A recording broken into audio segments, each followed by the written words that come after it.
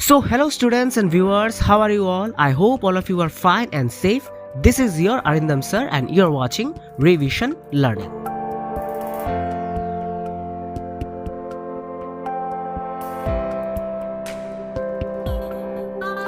So students, all of you are studying online, I know that, because the situation is like this.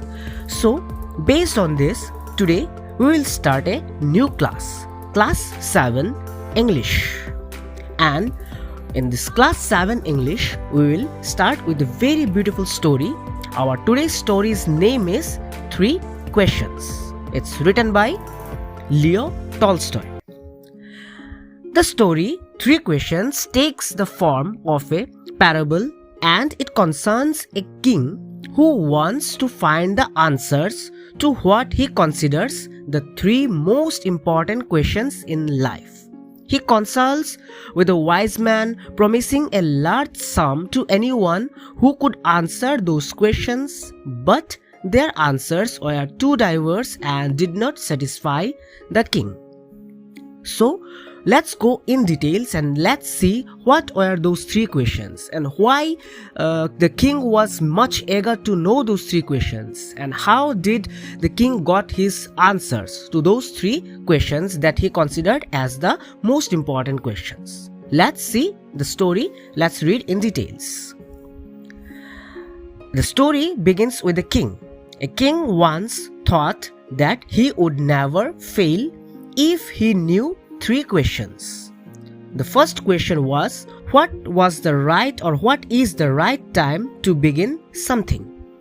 The second question was, which people should he listen to or he should take advice from? And the third question is, how to decide what is the most important thing to do?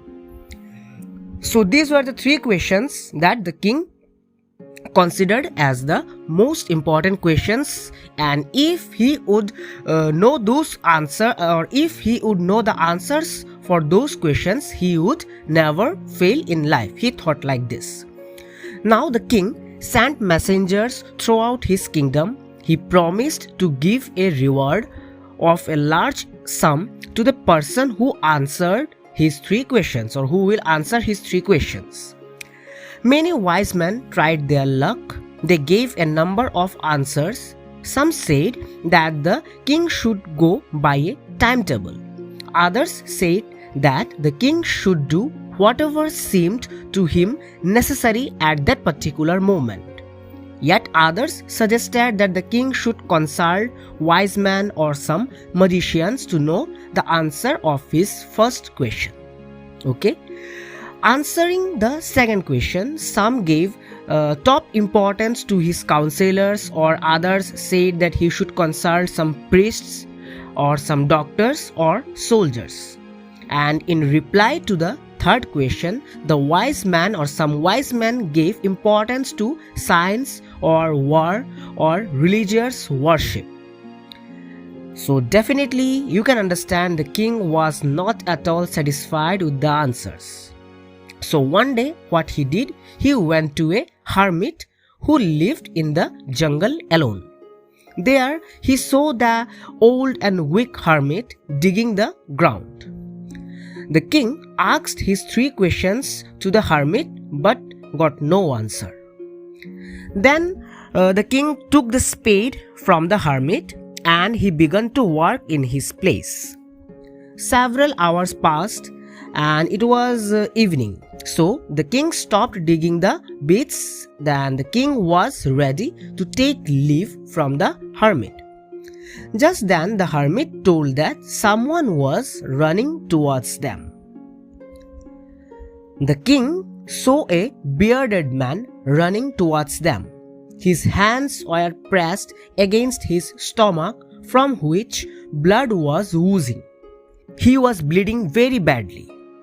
As that person reached the king, he fainted and fell to the ground. He had a large wound in his stomach.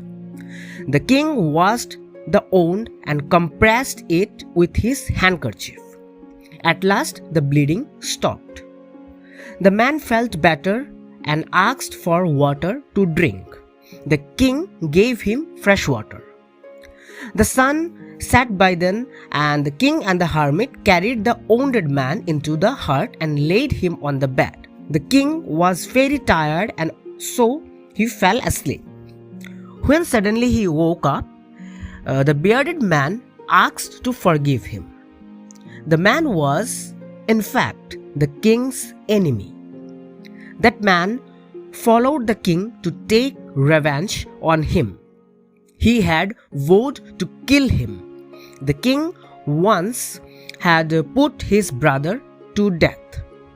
The man was hiding himself behind a bush on the way to the jungle, and he came out of his hiding place when the king did not return for long. He got wounded by king's bodyguards. He would have died if the king had not dressed his wound.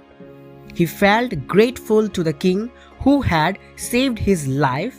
He promised to serve the king as a faithful servant.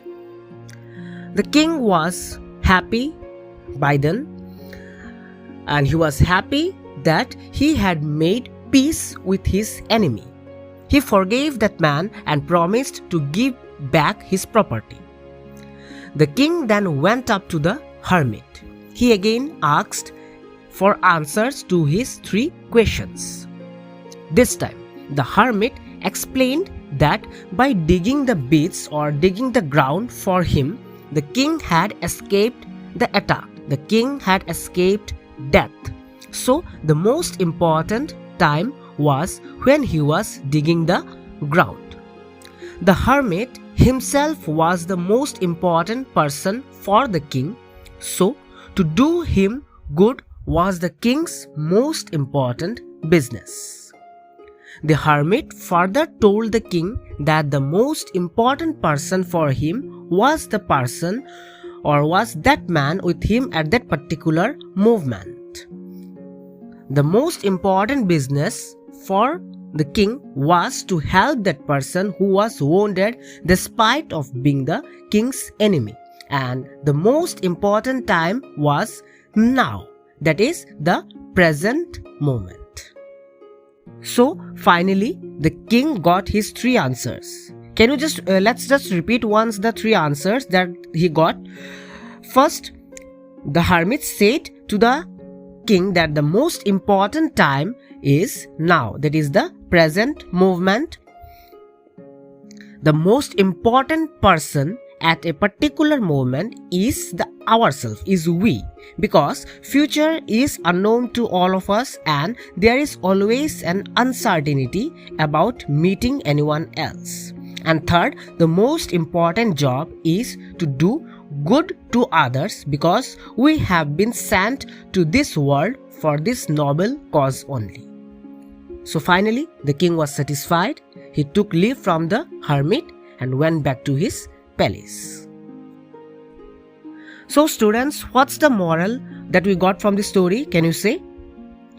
The moral of the story is to live in the present moment always, rather than grumbling about the past or being anxious about our future.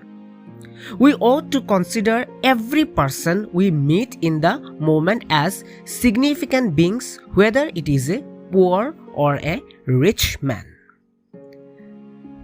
So students, I hope that you have understood this beautiful story written by Leo Tolstoy. In the story, 3 questions, Leo Tolstoy gave us a theme, the theme of wisdom, knowledge, awareness, kindness, forgiveness, and acceptance. The theme of knowledge is self-evident in the story, and for that is exactly what the king was looking for. So I hope you have understood this story.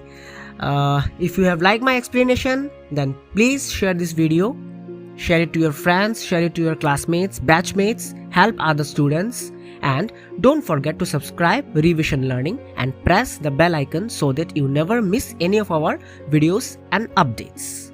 So till then, take care, keep studying, and the next time when we will meet, we will start a new poem. The poem's name is The Squirrel. Till then, keep studying and bye-bye. Thank you.